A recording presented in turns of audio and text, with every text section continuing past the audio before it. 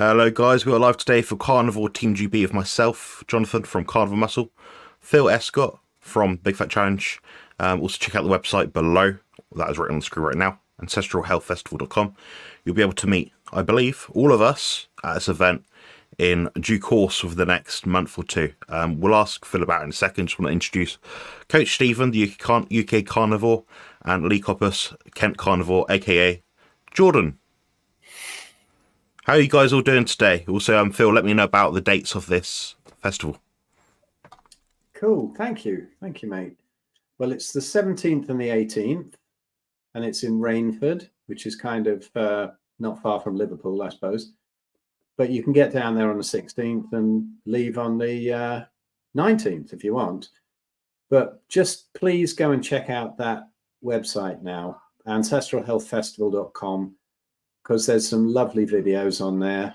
I've packed the page with videos, everything from a 5-minute intro with all of the guys talking with their little quotes about why this is so important to do live events, all the way through to the little mini interviews I did with all of them, and full podcast interviews and everything else we've got going on. And we've got, honestly, it's chaos at the moment trying to organize it. We've got so many people who want to come along and do demos at it and have stalls and whatever. And some of them are a bit too woo-woo for me, but I'll have to choose my words in declining them. But I think it's going to be lovely. I don't think it's going to be massive, but I think that's cool. I think it's nice to have access to the speakers. As Stephen said on the interview I did with him, just to be able to ask people afterwards, corner them and talk to them and whatever. But yeah, for a live event, loads of music, see me messing up on the drums. Actually, I don't do that too much anymore, but you never know. The band's on, everything's on, lots of great food from about 4 different locations on the site. The pub itself, the marquee, and 2 lovely sort of grass-fed stalls that we've got. Cook all your own stuff on a fire pit, sit around late at night with Daz. You can't stop him, he'll be playing his guitar and singing, and lots of ancestral stuff. Be part of the tribe, come along, check out the website. Thank you, Jonathan. I'm done. Cheers, Phil. Yeah, I'm also going to be attending that one. Going to be bringing my big older brother, who's actually smaller than me. So it's gonna be great fun. So you guys get to meet him. You'll have a good time. Put it that way. But yeah, just an update, guys. So anyone that is watching this right now, it is a live Q&A. Some of us respond to questions after the fact. I don't, because this is the live Q&A. Be here, be square, be fair, whatever. Anyway, it's currently 7:06 p.m. UK time, probably about 2 o'clock in the afternoon for a lot of the US viewers. Anyway, we're going to be answering some questions now, so please leave a Q in the chat below. Even better yet, on any of our channels, doesn't matter whose, any of our channels, feel free to leave a super chat, a super sticker. We'll happily answer that one in prioritized order. But we're going to go through the chat now. I'm just going to see what's going on. We've got a new channel member. I believe that's on my site, so I appreciate you joining. Aeronautics, thank you very much for joining as a channel member. I believe both myself and Stephen have the option of joining as channel members. Lee may or may not. That's an option you guys do have if you want bonus content, priority responses to comments, things like that. And we do oblige and we do acknowledge them. So I appreciate that very much. So if you want to join as a mighty sausage on Stephen's, or you want to join as a meathead on my channel, just let me know. Go through, below each of our videos on our links, which will be on the screen. Now, you'll see that we can actually entice you with our great content. I know Stephen's got lots of great content behind the scenes sort of stuff, which is really cool as well. Anyway, I'm going to get to the chat now, and if you guys do have any questions, please also let us know. Apparently, I've said something online on the internet, apparently. So let's read what Carnivore Muscle has to say about cardio. Yeah, you won't believe the fact that Carnivore Muscle said cardio kills people, lol. I work out all the time and I'm still alive, both doing strength training and cardio. What a grossly misrepresentation, red herring of what I have actually said, and what actually is said in that video, and what actually is on the thumbnail. It's actually the title, something like deadliest form of cardio. That is that is on the thumbnail. It says deadliest form of cardio. Yeah, there is obviously a spectrum of what cardio, what diet, what supplements, what drugs will kill you quickest. If you take 100 paracetamol, that'll kill you really quickly. It'll kill you much quicker than doing an hour on a bike for a week.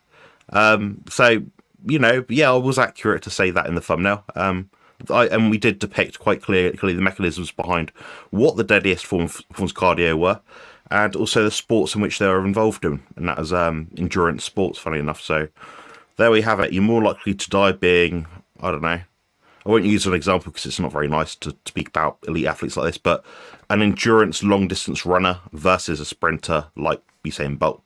So yeah, that's what I did actually say, but appreciate you popping on and having a great time in our chat, which absolutely benefits our algorithm, which means we get more clicks, more people enticed into viewing, which means we can spread more information about the carnivore diet and sensible practices and diet, exercise, health, and any sort of related topics that we can speak with expertise on. So I appreciate that.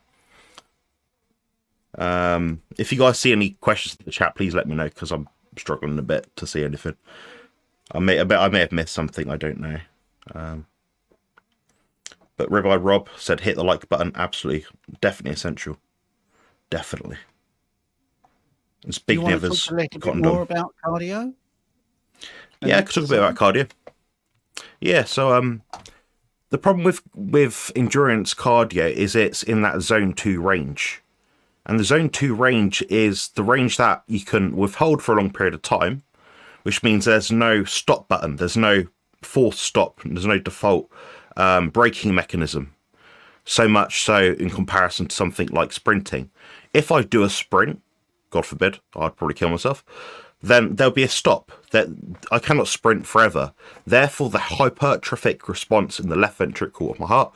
The heart, by the way, guys, is about up here. It's not down here. It's about up here. I know because I've seen it, measured it, looked at it, picked it up, all sorts. Anyway, that left ventricular hypertrophy response will be to a lower degree if you stress that muscle to a lesser extent for a shorter duration of time. So it comes down to minimal effective dose, minimal effective exposure to get the most result. Now, if someone is using a endurance diet, perhaps with a ketogenic diet, yeah, they'll probably live longer than their Western dieter counterparts that aren't doing any exercise at all, because there's more taurine in a carnivore diet, which protects the heart against the oxidation, and also the hypertrophy response that you get from the training is to a lesser extent. Evidence to support my claim comes from the fact that that's been measured mechanistically, observationally in studies with both rats and humans, where they've actually found people that took more taurine in their diet no longer had the risk, or such an elevated risk, of LVH. I'm going to use LVH now as an easy way of saying it. Other evidence to support my claim is that I've done the test myself. I have a normal size heart for a 6 foot, just under 6'1" male, weighing my current body weight. So that tells me I'm very healthy, normal, other than that. No weird heart things, no weird heart rhythms. They checked me out loads of times, enough to sort of say, yeah, I don't have any issues with my heart. Touch wood, I'm going to maintain my current diet, training, minimal effective dose, and just not do too much to increase the size of the heart. Problem with the increased size of the heart is your blood pressure will begin to drop lower and lower and lower, in which case you can get to a point where your heart will actually just stop. Transversely to that, if you immediately cease to do endurance exercise, your heart can also stop, which does happen to people, and it does cause heart attacks in some people. The risk I couldn't measure, I couldn't say. You'd have to look into it yourself, depending on your certain circumstances that you're in within a given time. But I mean, it might be good for me to go around a poll now and obviously introduce other people to this subject and perhaps get their viewpoint. Now, we'll go around from Phil to Stephen to Lee, then we'll switch up and do Lee first the time after. But I want to ask you guys, what you think is like an effective amount of exercise per week, whether that be cardio or resistance training, a bit of both. Like, is there a minute bracket? Is there a timed threshold you think is optimal? I'll start with you, Phil. Well, obviously the first one is that, you know, cardio and weight loss. People always think, you know, eat less, exercise more. And I remember the many years that I did about an hour's cardio a day and watched my calories and all of that crap, and it never worked. And the first abs I got was lying on the sofa doing nothing and cutting all the carbs at 50 years old. Like, that was 12 years ago now. It's amazing.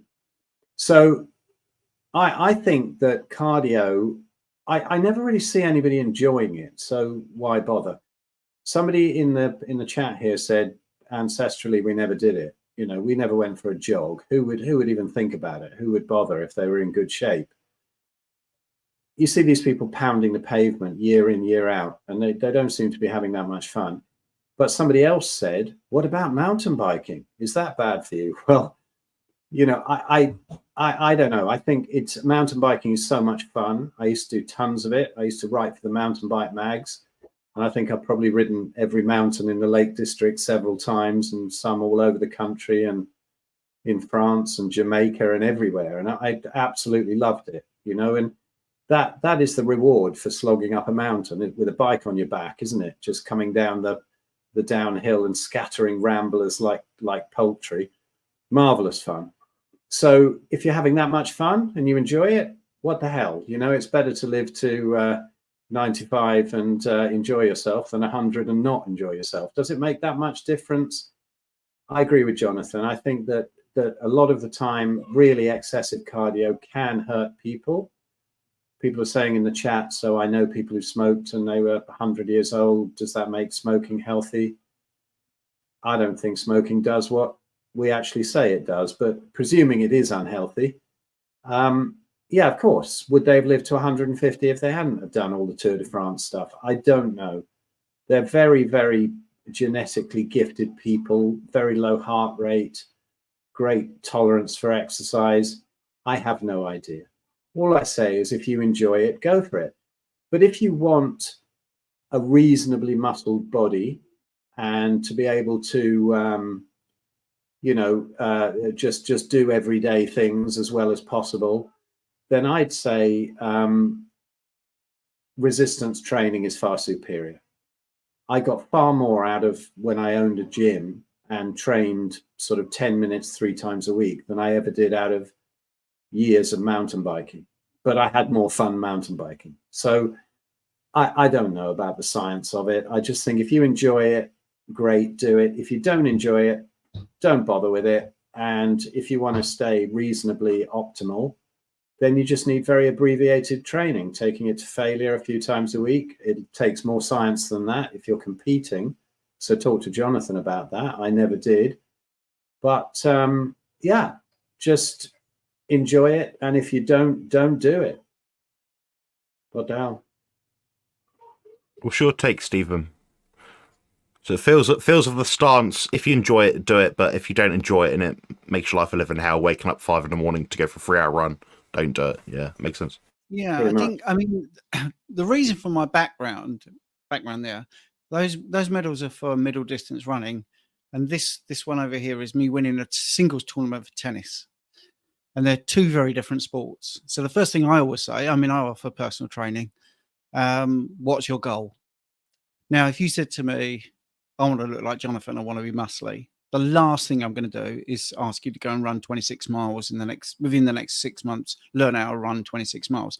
And the reason I use that is because that is a very visual thing to do. If you look at a sprinter, they are running short, explosive sprints, and they're muscly and they're cut and they're lean. And if you look at a marathon runner, they look like they need to eat a good meal, you know, but they're both fit in the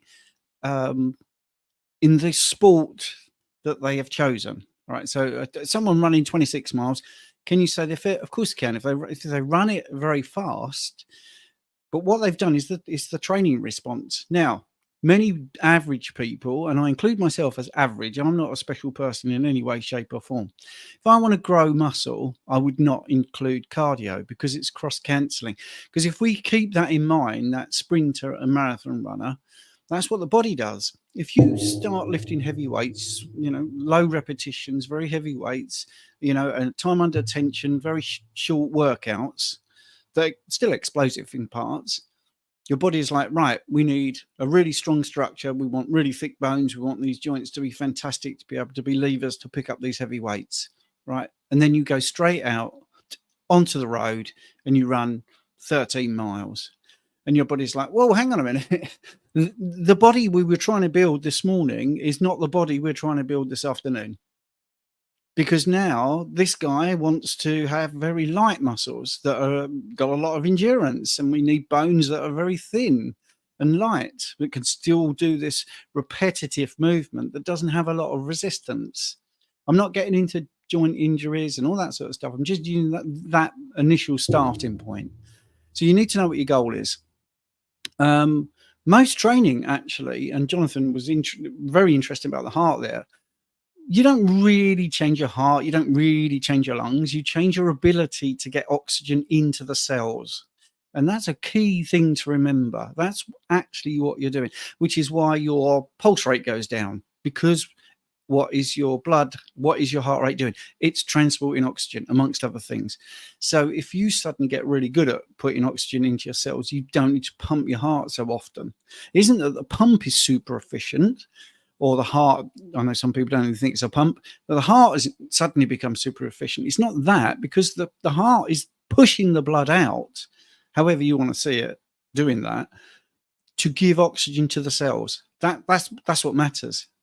So it wouldn't go down if the oxygen wasn't getting to the cells, because the feedback system would say, well, thanks very much, you've lowered your heart rate. There's even less oxygen to get into the cells. So if we look at what it actually does, that's the first thing. Secondly, Phil used the word excessive. Right? Excessive anything is bad. Excessive resistance training is bad because of the word excessive. So you've got to put in recovery. And it is harder to recover from a 13-mile run than a 40-minute hard session in the gym. And the rule of thumb, and this is really, I know this isn't very technical, but after a 26-mile marathon, the rule of thumb is you need 26 days to recover. That really is never carried out because it's just not feasible in this world. People don't want to do it either, and that's the thing. So if you go onto ChatGPT, I know this is like the thing, right? And you say, what is the damage you could do from cardio? You will get ChatGPT like correcting you and saying there is no damage. It's really good for you and stuff like that. If you're looking this up, you have to actually go the extra mile. Now, even in their first answer, and I've got it up on here, it says, however, it is essential to note that excessive endurance cardio without proper rest, nutrition, and variation in exercise routines can lead to overtraining, injury, and other health issues. So once you start to get your information and question it with a critical mind, right, okay, what are those other health issues? That's why I asked, what are the other health issues? And there are tons. So I think it's just getting the right medium. And yes, what Phil said, what Jonathan's pointed out, there's people in the chat saying, well, my dad's been running, 10 miles a week, every week, and he's 90 and he's fit as a flea. Well, you will get people like that. And they are the exception. That's why that's pointed out and special. Because if everybody at 90 was running 10 miles a week, you wouldn't say it. So there's always exceptions to this, but generally speaking, cardio is not going to be as good for you as resistance training for your long-term health. But if you want to run a long way as quick as possible, then it's the appropriate training program.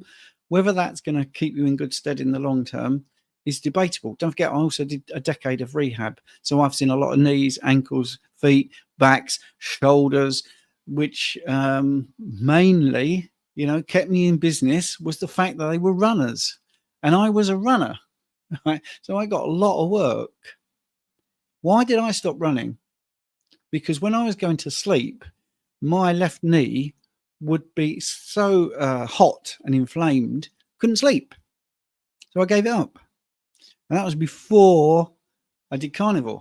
Maybe if I gave up, if I was running now, maybe I'd be able to do it because I'm eating Carnivore. It's less systemic inflammation, more essential fats, maybe. But I think, let's just look at the reality. Resistance training is more ancestral. how did we catch animals? Well, we didn't catch animals by chasing after them for miles and miles and miles. We worked in teams, and we can see this in modern day tribes, and we know this from sort of cave paintings and research, that what would happen is, because animals don't sweat like us, they have to pant. You would chase an animal, and because humans have got a brain and they can use tools, they'd chase them to a section, and then there'd be another group of humans to chase them away from that section to another section of the, tundra or savanna or wherever it is, and then they would chase that until they were absolutely knackered. And they'd be easier to kill because humans have a brain and they have tools. They don't need fangs, by the way. They don't need big teeth and claws and stuff like that. They have the ability to think these things, which chimpanzees actually exhibit, and there are animals that do this sort of thing in the wild even now. So that's what we've been doing in the past, sprinting for short distances, then resting, sprinting for short distances. So that sort of sounds a bit like HIIT training to me. We pick heavy objects up, so it seems to me like resistance training is more natural as well. Exactly the thing that Phil said, sorry, one last thing was about, running for fun. Whenever you see any documentaries or books about people that go and become part of a tribe, if they are a runner, when they go running for fun, they're all, the tribe basically is quizzical. They don't understand. Why are you doing this for fun? They really don't get it. So all the tribe, and I've read that about three different authors that have done this. Bruce Parry, I think, was one of them. It was basically saying running for fun is not a thing that tribes think is a good thing. They just find it completely odd that you are exhausting yourself with no end goal. You're not going to come back with an animal. You're just going to run out there, come back and be completely shattered, and it makes no sense. And when you look at it like that, it does make no sense, But if I ran out and I caught some dinner, that makes sense, total sense. Great stuff. Lee, do you want to chime in? Also, you got a super chat I'll just chuck it on the screen just so he gets mentioned. But yeah, no worries. Yeah, appreciate that. Cheers. It reminds me of that third Back to the Future movie. Run for fun. What the hell kind of fun is that? That reminds me of that. But yeah, I think really we're designed to do things, and we should try and be consistent with how we are designed. So we're designed to lift things heavier than a remote. We are designed to move. But the way we move, obviously, we're on our feet. We're going to take long walks, tracking, and brisk walks. And I think, we're going to have short sprints and things like that. And so, we're not like setting ourselves goals like for how many miles can I run and how fast can I do it, like taking the laps and just going around and around. It just seems pointless, wasting all that energy and pushing yourself like that. Really, when you're out in the wild, you're going to rest, you're going to hunt, you're going to feast, you're going to sleep, recover, and then you're going to do it all over again. Why would you want to start running marathons, So it doesn't make a lot of sense. And so just from an ancestral standpoint, I think we're built, I think walking is great, sprinting is great, and lifting objects that are heavy, but in a natural way. Do you know what I mean? Practical, functional type of movements. That is for health anyway. And that's really all I've got to say about that. Nice one. Absolutely. I agree with all your points, guys. We've dug into that one quite deep, I think. We'll move on to the next question now. Next question is, it's not a question, but I thought it's quite funny. TMI warning. I just had a hell of a time on the throne. My rear end is in tatters. Tatters, guys. I don't know about oxo dumping, but I know what high octane dumping is. That's a real BP oil spill, if you know what I mean. Excellent. This is the technical term is Armageddon, I think. Yeah, that's it. I need to find a way to press. There we go. Oh, there we go. You can see Stephen now. Yep. Yep, I'm happy with that. Okay, that works. That works better. You can see Stephen. Has anyone else noticed an increased level of satiation when eating grass-fed beef compared to grain-finished? Us guys from the UK can't really speak on that because our food is mostly grass-fed already, and the chances are all of us probably eat the same sort of quality food roughly. The main thing is the fat composition. That's what we're most focused about when we're talking about grass-fed versus grain. that sort of thing. It's what's in the fatty acids. The fats what store the toxins, but also a lot of the fats are all vitamins as well. So you might find some difference between omega-3, omega-6, stuff like that. Just to give a brief outline of what's going on there. In terms of satiety, we might be able to make some extrapolation and some comparison between, if, for example, we ate a chicken thigh, which with the skin on it, so that's, I believe, about 50-50, so about, I don't know, 100 grams of it cooked will have about 25 protein, about 25 fat-ish. That's probably going to be the most equivalent to a ribeye. Now, could I eat a ribeye, 100 grams, and eat 100 grams of chicken thigh with the skin on, and be satiated the same? I don't know, if I'm honest. I like to eat both because I like food. But if you guys notice a difference when you've had, say, one meal which is, even if it's just lean, I mean, chicken, that's lean versus beef, that's lean, or lamb versus beef, like, what's the most satiating food for you? And obviously the fattier foods will be more satiating, but say you could equate each protein source to be the same fat. It's funny because as soon as he said that, just recently, Chart Farm that I go to, they've just started stocking for maybe a fortnight grain finished in addition to the grass fed. And I walked in and I thought, wow, is that like the most marbled ribeyes I'd ever seen, you know? And they'd said, right, yeah, we've now getting some grain finished, which is for me a little bit disappointing and a bit worrying. You think, oh, we're not going this way, are we? We want to just continue with the regenerative style of farming and having grass fed, grass finished meat. Anyway, out of curiosity, I just bought one of each because they stock both. And so there was a clear difference. One's clearly leaner and one's got all this marbling and stuff like that. I ate the grain fed, and for whatever reason, because I used to quite like the sort of corn and this kind of stuff, that flavor, I didn't really get on with it at all. I didn't like the taste. To me, the fat was like watery. It was like rendered down a little bit. It was soft and the flavor was weird. I'm used to now this really earthy, genuine product. And I was like sort of sick of it. I was like, this, I'm, really quite almost disappointed. So now I go in there, I have to specifically ask, can I have grass fed? Because I know that there's like, they've got these logs there. And so for me, it's strange because you think, like, is it again another factor where I've specifically eaten grass fed meat for so long and pastured eggs, high quality stuff, only wild fish when I eat fish, that now going back to eating some corn and grain, now I've triggered some extra sensitivity where I've desensitized again. I'm not sure. Because you think Michaela, she's very sensitive, Michaela Peterson, and she does well eating mostly grain-fed, grain-fed, grain-finished. And maybe, again, if she converted just for a while, a period of time on grass-fed and then introduced it back in, maybe that would be a similar thing. But for me, it's interesting. I do much better on grass-finished. I can eat, about a kilo's worth. There's no way I could have eaten a kilo's worth of that grain-finished. There's just no way. I didn't enjoy the experience, the flavor, everything in my body was telling me, no, I don't want to eat much of this. So I had the grass one afterwards and thought, God, there's no comparison. Grass finished all the way for me. So, that's just something that's happened down at Chart Farm quite recently. So I've almost done that experiment. So yeah, I agree.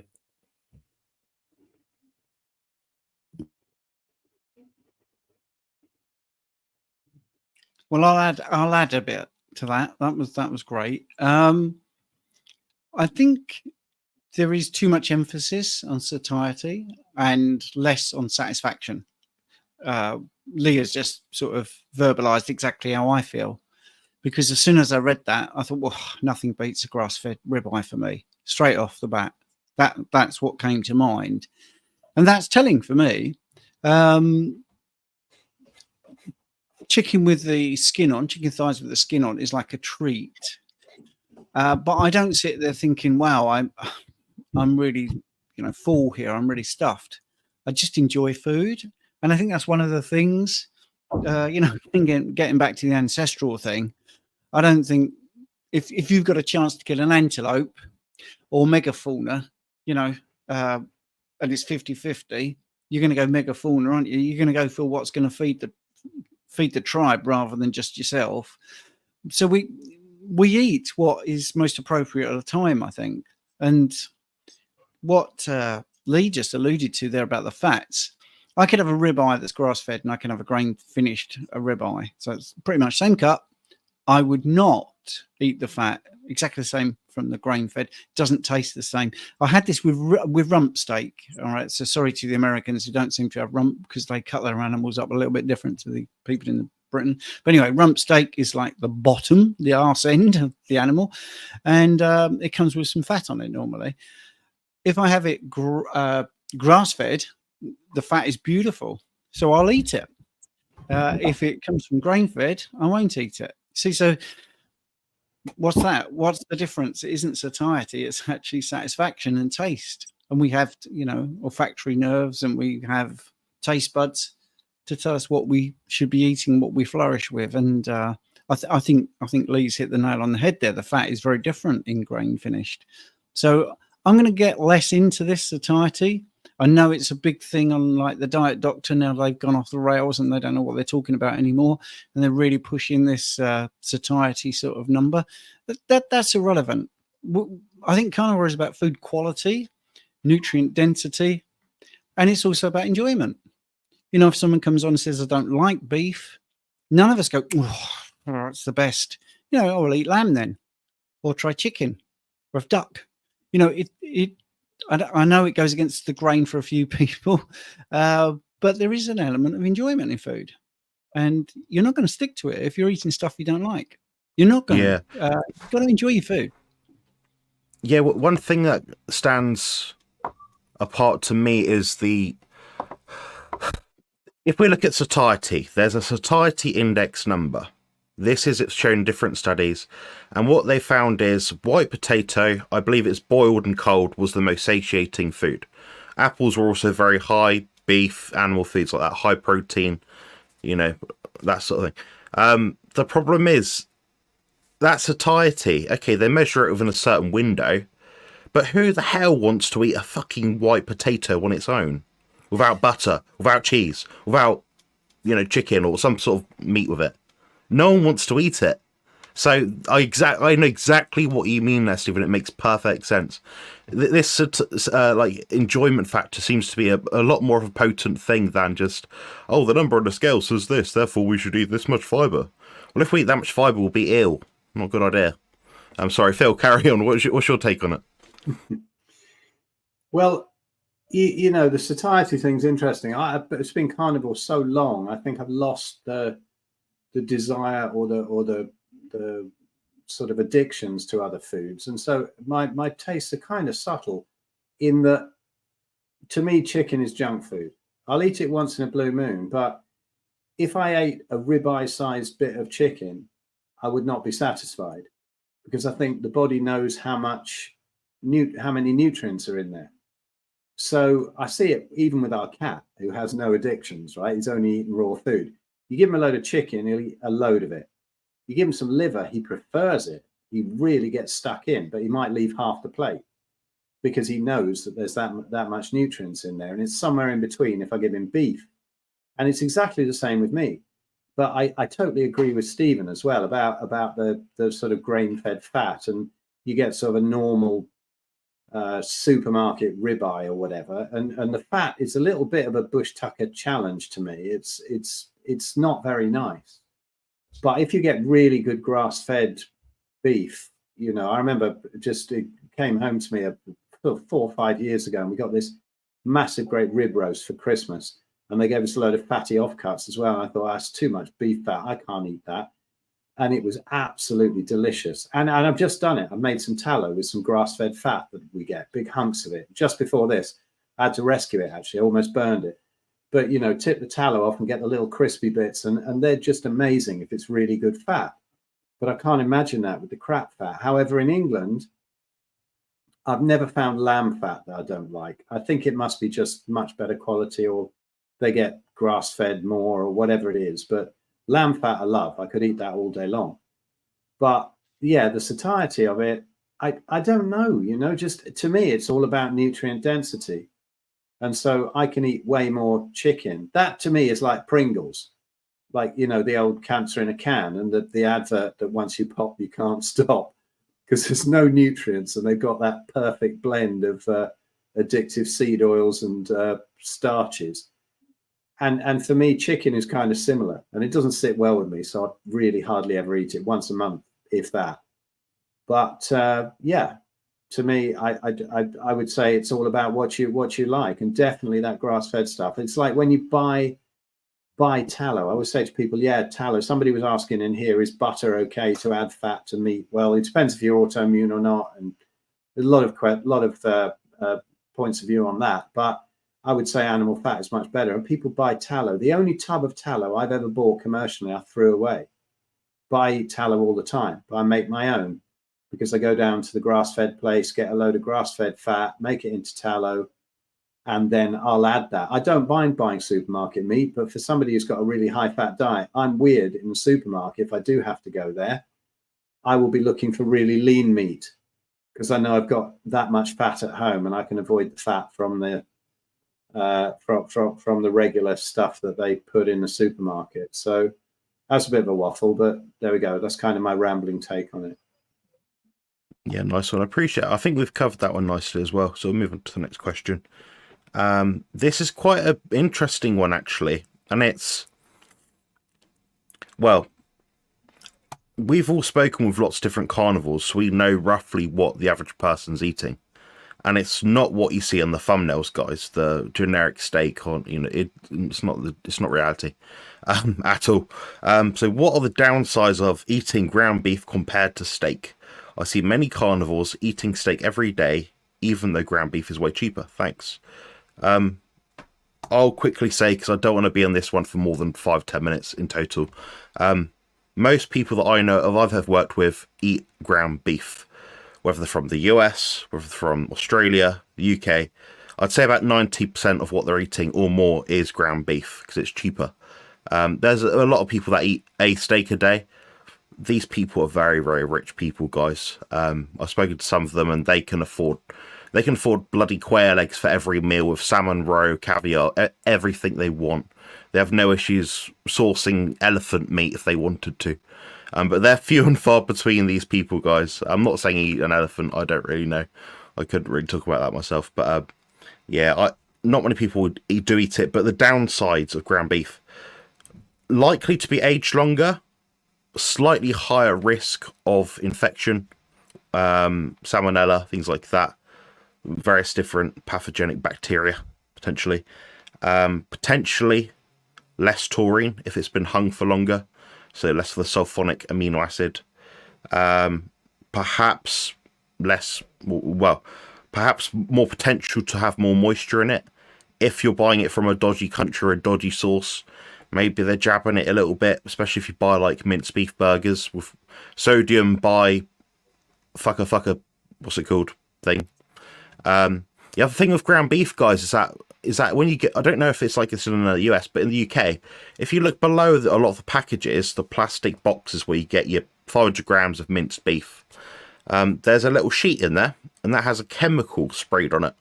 I think Liam might know about this, but it has a chemical sprayed in it, and it's not ideal to be consumed. So they're, certain, this would be a sort of apple crumble sort of talk sort of thing, but they put stuff in food which doesn't mean it's good for you, which is not ideal, long story short. But look into that one, guys. But yeah, I'd definitely be, if I had it my way, I'd be buying steaks from the butcher or the farm shop. I get a lot of my meat from the farm shop.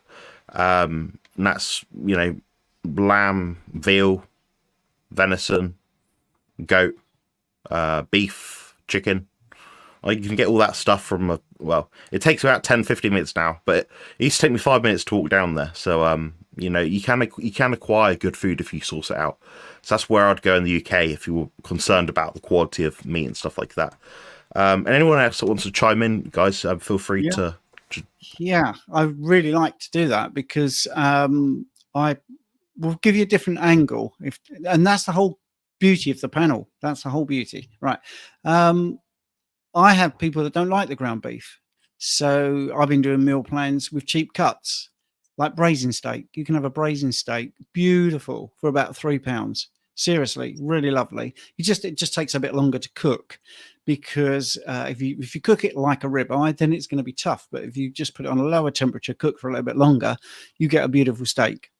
So I'm going to play devil's advocate here, because I have a lot of clients say, well, I'm not doing well with the ground beef. One of the things is if you fry it, there's a lot of rendered fat at the bottom. So if it says 80-20, so 20% fat, you're not getting 20% fat because a lot of it is rendering out. And for some people, they get gastrointestinal problems with the rendered fat. So I often advise them not to tip it back onto the ground beef, but to add butter or something like that, or tallow. So, or whipped tallow. So you can get cheap cuts. You can get, like I say, brazing steak. I've done Denver steak, bavette, and you can get chin steak, skirt steak. All of these are about £3. The equivalent for a ribeye is about £9. So you can get steaks. The disadvantage of ground beef is it's from different animals. So it's not from one cut. And that can be problematic. And just going off on the subject very slightly, if you get unhomogenized cream, so that's cream from one animal, and compare it to cream which is homogenized, it's like a different thing completely. So anyway, going back to ground beef, you're looking at a mixture of cuts from different animals. Obviously, there's going to be other things like texture. So we were talking about enjoyment. Ground beef is a bit boring, and people that I coach say, you know, what I'm actually doing is adding a bit of cheese. I'm adding a bit of this. I'm adding a bit of that. Now, if you're struggling with body composition and you're adding dairy like that, well, it's defeating the object. So going back to taste and going back to the satiety and satisfaction and stuff like that, I would much rather somebody say, I'm really enjoying the brazing steak. Yeah, it takes a little bit longer to cook, but I'd rather do that than ground beef and add cheese to make it palatable, or add butter and stuff. So I'm just sort of sitting on the fence and trying to give other people, you know, a different way of looking at it. Yeah, ground beef is cheap, but what if you're adding cheese and you're adding butter and you're adding other stuff? It might end up actually costing slightly more, and also taking you away from your target, which is, if it's a body composition, it might actually be stopping that. So Bill's looking very quizzical there. So sorry if I'm saying something. Stephen. No, Stephen, what you're saying is excellent. We're laughing at the chat. Nothing to do with what you're saying at all. Trust me. No. Okay, all right. A little bit disconcerting. Yeah, carry on as you are, guys. That's all right. I thought I was back in my stand-up days, but people didn't laugh then. They're not laughing. I'm just laughing at Jonathan's. That's in the chat. Jonathan Right, okay. flexing his policing muscles in the chat. There, it's quite amusing. Yeah. And the last little thing, just because my teeth are atrocious, I prefer steak because it takes a bit of chewing, you know, and I think that's a good thing to do as you get older, to keep your teeth in good shape, to actually have a good old chew on a bit of steak rather than ground beef. Cool. I don't know. I think Stephen's covered that a lot. I think there are so many cheap cuts you can get that you don't have to get ground beef all the time. We eat it quite a bit because the kids like burgers. I eat ground beef either done in a bit of tallow, but I put bone broth in it and the little crispy bits at the end of the making of the tallow, and a bit of salt, bit of white pepper, and that makes it really nice, like an instant stew. But I also have it when I want toast. And I haven't had bread since 2009, but every now and again you want that crunch. So I'll do burgers in the air fryer, then split them flat ways, open them up, do them again so that they're really crispy. There's probably no nutrition left, but they're a great bed for loads of runny egg yolks. And once in a blue moon, I crave that. And there's nothing quite like ground beef for doing that. You can't ruin a steak like that. So, you know, I'd say that some of the cheap cuts, I've got some, Stephen mentioned a few of them, but shin beef is fantastic. Snip that up. I made a casserole today with that, with some bone broth and just that slow done in the oven. You put that in the oven and try and roast it, come out like a flip-flop. It's probably the only 2 pieces of meat I've thrown away in like 9 years. It was inedible. But if you do it really slow as a casserole, it's absolutely delicious. So there's loads of things you can eat apart from ribeye steak. Just a bit of imagination, and you're done. There you go. Oh, good job. One thing nobody's mentioned: histamines, possibly from ground beef. You have some sort of a histamine. That's what I was getting round, but then I lost track of because I was looking at the chat. Because I was talking about the taurine, the aging. Yeah. Good shout. Yeah, cheers for that, Phil. Cool. There you go. Biggest issue probably is the lack of taurine. Really, I think the ratio of nutrients isn't all that much different. You know, if you're eating ground beef every day, I don't personally get on with it too well. I don't like the rendered fats. I think when you go through a period of time where you eat, you know, a lot of steaks, I pretty much have a steak a day, even if it's just a bit of sirloin, a bit of ribeye, and then add other things that are cheaper. You know, I mean, I had tongue today that was given to me. I had tongue and almost a whole slab of butter. So that was my main meal today, and an egg yolk. That was basically it, me done. I had ground beef burgers the other day. I think I mixed about 4 egg yolks into 500 grams of 20% fat beef and added some bacon and a very thin slice of cheese. But it's funny. I mean, I sort of crave it and then I eat it and I think, I don't think I could do this every day. That's just me, you know. So I just kind of prioritize with my money on meat. So it might look like I'm made of money. If you looked at my account, you'd see I'm not made of money. I just make it happen. It is my absolute #1 priority. I don't spend money on apps, clothes, sporting events.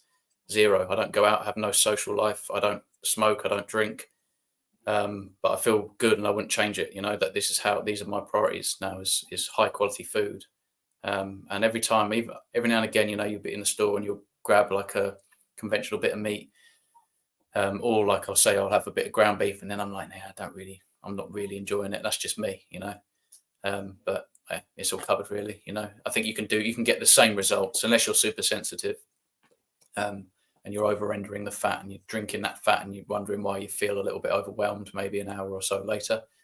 I don't do well on rendered fat, even pork fat or anything in the slow cooker now. I'm not doing so well with things in the slow cooker. So it's amazing how we evolve. I felt great eating short ribs and oxtail like once or twice a week, and now I don't really fancy it. So I pretty much exclusively eat steaks, egg yolks, butter, bone marrow, fish once a week, and high quality pork once a week. That's it. Excellent. We'll move on to the next question now. If I can find one. There we go. We are all one. I love the sky in your background.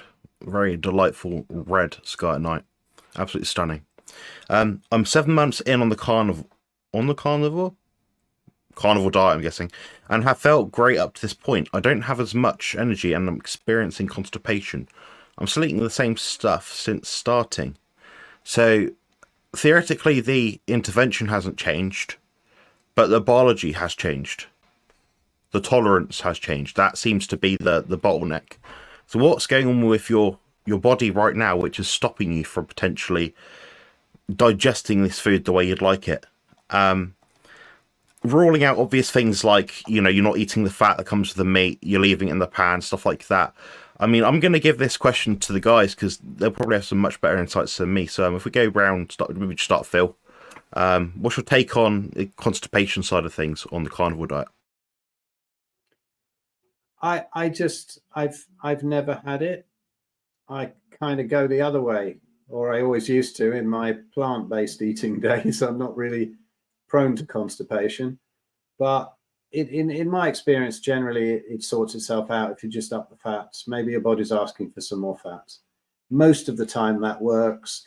Short term, a little bit of magnesium shit rate, maybe something like that to get it moving, but maybe even electrolytes and salt, you know, doing some salt shots or whatever, getting some more salt in water. But the main thing to me is a load of fat. I mean, if somebody eats too much fat, they generally have the runs, or some of the expressions that were coming up here when I mentioned Armageddon, there were some good ones.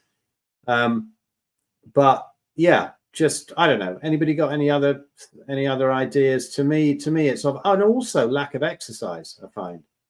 You know, even a bit of rebounding or something, or just, you know, jumping up and down on a rebounder, but mostly getting enough fat in. Stephen? Yeah, sorry, when you said anyone else, I thought you wanted someone to jump in. Firstly, I would question, is it constipation or are you going less? That's one of the things, because if your body, as Jonathan said, your biology changes, you might be absorbing more stuff and therefore producing less waste. Therefore, you might be thinking it's constipation. Constipation, you know, is it difficult? Are you pushing? Is it difficult to do that, or is it just the frequency you're worried about? Because some people go from once a day to like twice a week, and there's absolutely nothing wrong there. It's just that everything they're eating is ending up as part of their body, their structure, rather than going down the toilet Yeah, more fat is an interesting one. It could be something you're eating that's bunging you up. Cheese can cause constipation for some people. So even if you were doing okay when you began, again, going back to Jonathan, your biology changing, you know, when you go from one type of diet to this way of eating, your body loves it at first.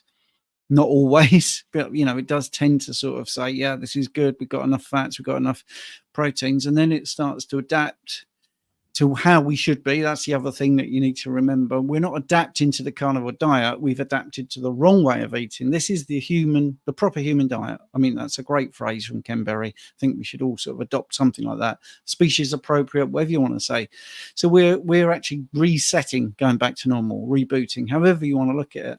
So if you were, say, pooping 3 times, you know, a day as a vegan or vegetarian, that isn't normal. That's what you adapted to because you were eating stuff that you couldn't assimilate into your body. So I would definitely make sure it is actually constipation that you're talking about. If it's just less frequency, that might be different. But yeah, to get things moving, magnesium citrate, which is my gag, by the way, but I'm glad it's adopted. And, you know, more fats, definitely, that's good. Or less cheese, that will work as well. Covered. You've covered it, guys. Definitely try the fat. But yeah, couldn't agree more. So many people say about constipation, and I'm always wondering, are you just going less and you're in your head about it, or are you actually feeling a physical adverse response, like, you know, negatively strain opening bowels, discomfort, some pain and obstruction, an indication that there's a blockage of some sort? Because you wouldn't really get a blockage if you're only eating carnivorous foods unless you are just chowing down on immense amounts of cheese. So yeah, you've covered it, guys. There's 3 more things I'd like to mention, which are very, very narrow things, but they could be useful to know. So our gut microbiome does take up a lot of the flora, or should I say bacteria, of what we do around us, what's around us. So my bed's over there. If I don't change the sheets for a few days or a week, okay, maybe my bacteria inside my body will then change because of that. Have you changed something? Are you in a different house? Is there more mold in your house? That could impact your gut microbiome. Other things, are you salting your food less between the months? You know, depending on seasonality, you might have more salt some months than not, because you need to be more hydrated or less hydrated. Maybe you're sweating less, maybe your activity is a bit different. So the diet is one thing, but there's 2 other things here. So you've got the activity side of it, the salt and the hydration, and you've also got the surroundings of you know, the terrain, I guess. And there was one more thing. If you do get yourself into a tricky situation, and the magnesium citrate, as Stephen says, doesn't work, one thing you can try doing, and I'm going to get bollocking for this, but it's worked every time. Every single damn time. Have a small portion of fruit. So, a bit of mango. Something you can tolerate that you digest well. A banana. You know, something which is high sugar, and ideally as low fiber as possible. Not green, not, you know, unripe, that sort of thing. Ideally skin it, things like that. Insulin will increase gastric motility. So like Stephen said about, you know, going for a 3 or 4 craps a day on a veggie diet, you can actually do the same thing on a carnivore diet. You just do it in a short term. And I've gotten so many people out of tricky situations where they've been, you know, near enough ringing up the ER. And I've said, well, try the magnesium. Did it work? No. Okay. Well, the next step is you're going to be getting a teaspoon up your arse to get the brick out. Honestly, that's what people do. That's how you get it out sometimes. Don't do it. It's dangerous. But yeah, the fruit would work for a lot of people. It forces the muscles in your bowels to contract, because the sense that high sugar, that high volume is about to come through. Everything expands. Moisture gets down there. The magnesium will draw moisture to the stool, and it also draw how do you put it? Loosen up the bowels, so it will allow the movement to go through. So that is an effective intervention once you've ruled out everything else. Some people, they have a bit of mango and they're fucked. They're addicted as hell, and they just go back to it and do a poolside, you know, meat, fruit, honey, and a load of testicles. Apparently. Just, there we go. It's not a three a day isn't enough for vegans, isn't it? Doesn't Dr. Greger recommend a daily dozen? Dozen. It has to be a dozen. One dozen. daily dozen dumps, isn't it? Or is that food or something? Plants? I don't know. I always think it's dumps. Anyway, Could do Guys, I did the Paul Saladino as an experiment. I did the meat, fruit, honey diet thing about 9 months to a year ago. Rubbish. Did it for 3 days. Training was worse. I felt like shit. I was expecting that, but I did the intervention so no one can say, yeah, but you don't know how much better you'll feel with a bit of fruit in. I felt much worse. Cause and effect. So there we go. There we go. But we might move on to the next question now, unless anyone's got any other takes on it at all, and we've missed anything. Okay, we'll move on to the next one. So speed is probably the last one, guys, because we're running out of time, big time. Big time. Is butter enough to make up for lack of fat in diet, or beef fat absolutely necessary? I know Phil's already given his take on this. I'll give my quick take. I'd say at least half, or roughly half, of my fat intake over the past 4.5 years of being carnivore has been from eating butter. I think the staple of the diet should be the saturated fat from animals. Yes, from the meat and fat from animals. But I have a higher energy demand. I have a higher mass substrate of fat demand than most people. So I can get away with pushing that ceiling a bit higher in terms of butter as a fat. But my body tolerates fat really, really well. When I have it versus don't, it's very obvious to me. I feel better with it. Then again, if you're in the autoimmune side of things, you might feel like trash, so it might not help you at all. Stephen, what's your take on using butter as like a kind of substitute for fat in the diet? And one more thing.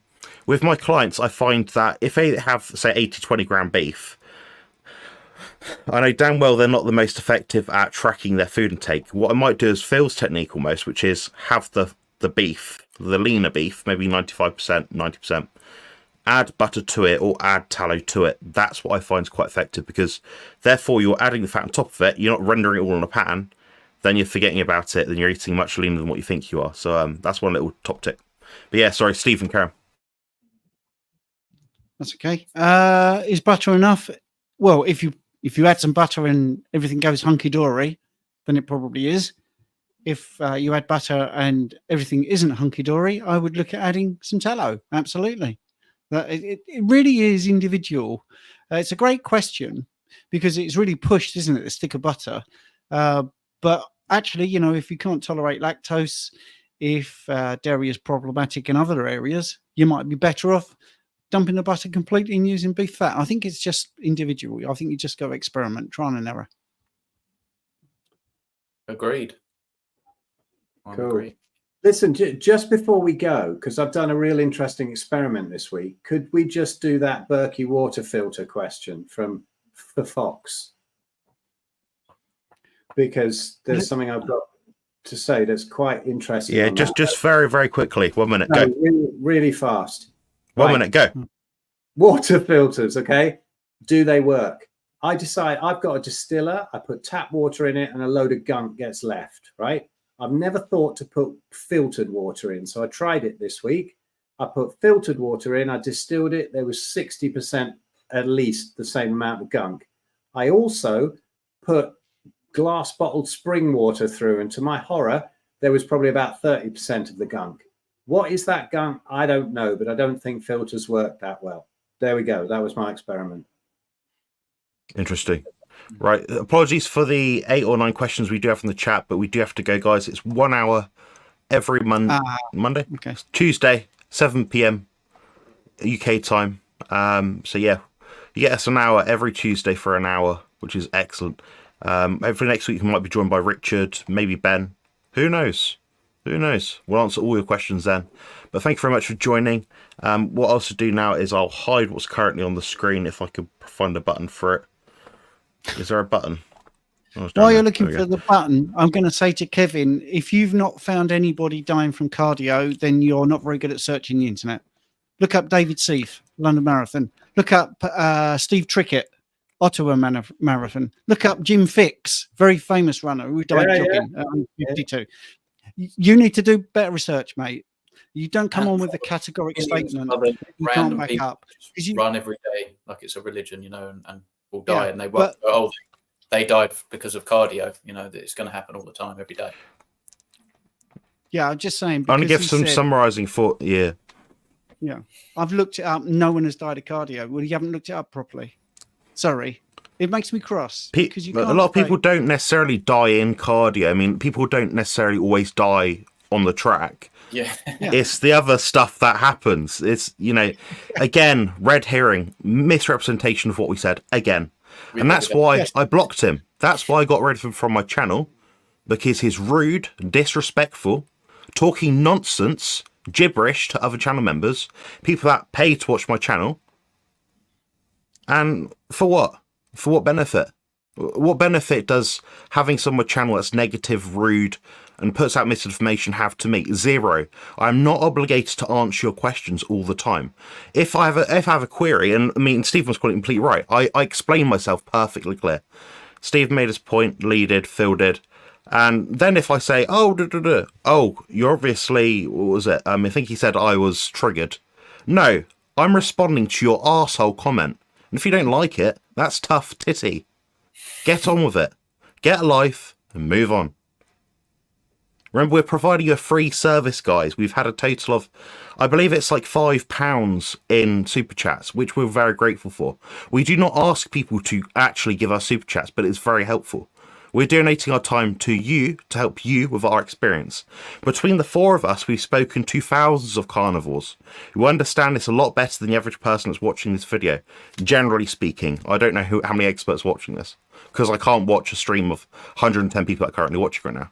But on that note, I'll say thank you very much for watching. And if you do enjoy content, hit like. Keep involving yourself in the algorithm. Leave comments below the videos. Subscribe to all our stuff. And if you want to leave a super chat, do. If you want to be rude to us, well, I'm not tolerating it. These guys can do whatever they want. It's completely their prerogative. But you'll be blocked from my channel immediately, like the bitch-ass fucker you are. And if you don't like it, again, like I said, tough titty.